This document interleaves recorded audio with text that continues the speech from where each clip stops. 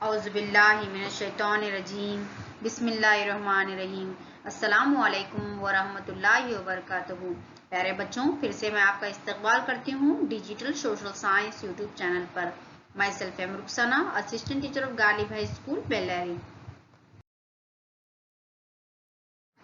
Dear students, آج economics یعنی کہ معاشیت کا دوسرا لیسن 8ویں جماعت سے معاشیت کے معنی اور قسمیں، اس کے سوالات اور جوابات کو ڈسکس کریں گے بچوں۔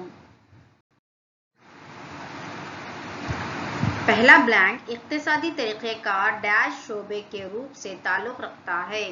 معاشرے میں معاشی سرگرمیاں۔ نیتی آیوگ ڈیش میں بنایا گیا۔ 2015۔ مکمل روزگار ڈیش اقتصادی کا اہم حصہ ہے۔ سرمایہ دار ڈیش سرمایہ داری نظام کی بہترین مثال ہے۔ امریکہ اور یورپ کے بہت سے ممالک۔ عوامی اور نجی شعبے کی آپسی ساجھیداری کو ڈیش دیکھا جا سکتا ہے۔ مخلوط معیشت۔ معیشت کیا ہے؟ معیشت انسانی خواہشات کی تسکین کے لیے انسان کی بنائی ہوئی تنظیم ہے۔ سرمایہ دارانہ معاشی نظام کی خصوصیات بیان کریں۔ نجی ملکیت، انٹرپرائز کی آزادی، انٹرپرینیئرز کی آزادی،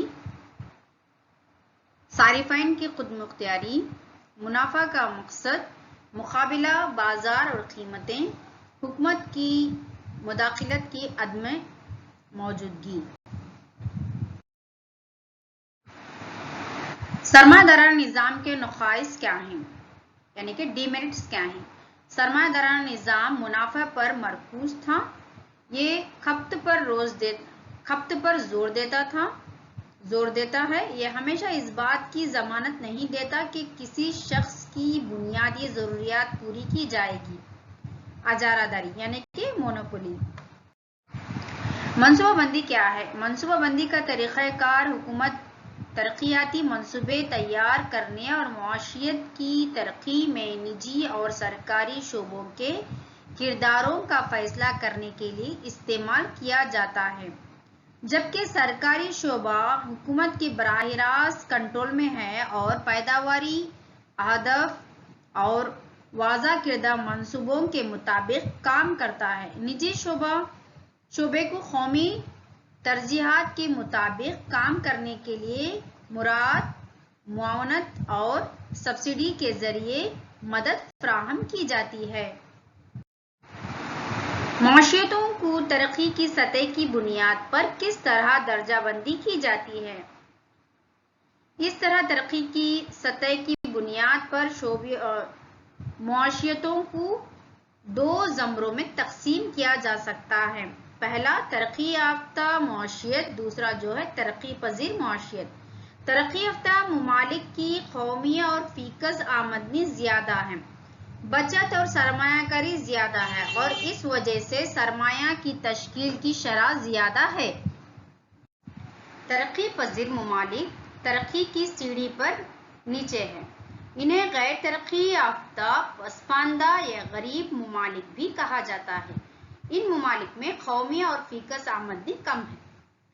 ایک اور بار پڑھتی ہوں بچوں میں یہ جواب۔ ترقی یافتہ ممالک کی قومی اور فیکس آمدنی زیادہ ہے، بچت اور سرمایہ کاری زیادہ ہے اور اس وجہ سے سرمایہ کی تشکیل کی شرح زیادہ ہے، جبکہ ترقی پذیر ممالک ترقی کی سیڑھی پر نیچے ہے۔ انہیں غیر ترقی یافتہ، پسماندہ یا غریب ممالک بھی کہا جاتا ہے۔ ان ممالک میں قومی اور فیکس آمدنی کم ہے۔ کوشچن نمبر 6، حکومت مخلوط معیشت میں نجی شعبے کی سرگرمیوں کو کس طرح منظم کرتی ہے؟ ہندوستانی حکومت کی جانب سے تشکیل دی گئی 1948 اور 1956 کی صنعتی پالیسیوں میں سرکاری اور نجی شعبوں کے بقائے باہمی کی فراہمی کی گئی تھی، جس میں سرکاری شعبے کے لیے بڑا کردار تھا۔ बुनियादी और भारी सन्नतें सरकारी शोबे के तहत थीं। ताहम 1990 ईस्वी की दहाई से हिंदुस्तानी मौशियत की लिबरलाइजेशन के साथ निजी शोबे का दायरा मजीद वसी हो गया है। निजी यूनिट मुनाफे की तरकीब के साथ काम करता है। हुकूमत जो फलाही मकसद के साथ काम करती है। सरकारी शोबे हुकूमत के बराह रास्त कंट्रोल में हैं। मखलूत मौशियत में हुकूमती पॉलिसियाँ कीमतों पर नुमायां असर अंदाज होती हैं। क्वेश्चन नंबर 7, गैर सरमायाकारी क्या है? हुकूमत सरकारी शोबे की सन्नतों के अपने हसीस यानी के शेयर्स फरोख्त कर रही है, जिसे गैर सरमायाकारी कहा जाता है।